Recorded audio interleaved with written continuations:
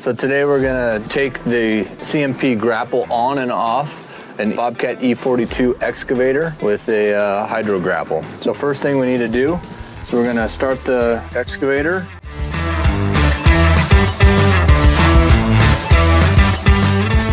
And then we're gonna move the grapple.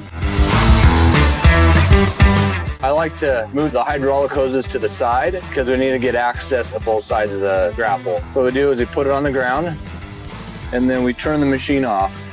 So once we turn the machine off, we enter the code and it's ready to start, but we want to push the hydraulic button, auxiliary button over there once. And then we want to toggle the thumb toggles and the trigger toggles so that it loosens up the pressure. Once we do that, we get out of the machine and these just pop right off. But we need to make sure that the dot and the coupler align, and then we can pull those off. Once that it's off, we can go back to the machine and it's ready to start, so we can just start the machine. Then what I like to do is spin it back around, set it on the ground, and then we need to push the unlock button, which is up here, then push the right trigger, and that releases the grapple, and then we just pull it out and release it.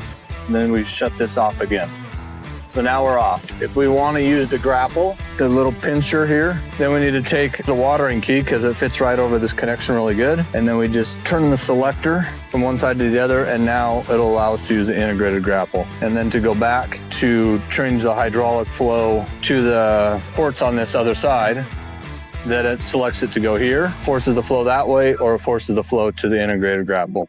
Okay, so here's how to reattach the CMP grapple to the steel wrist. So we're gonna enter the code, and we're gonna start the machine.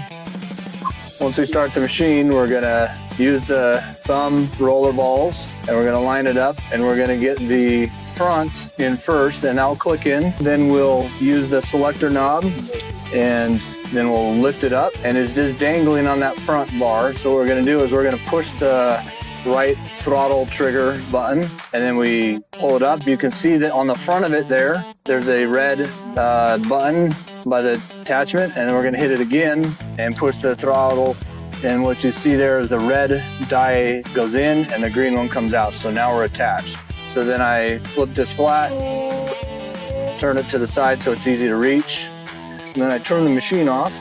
Okay, then we have to enter the code again, push the auxiliary button on the dash. Once again, use the thumb and trigger rollers.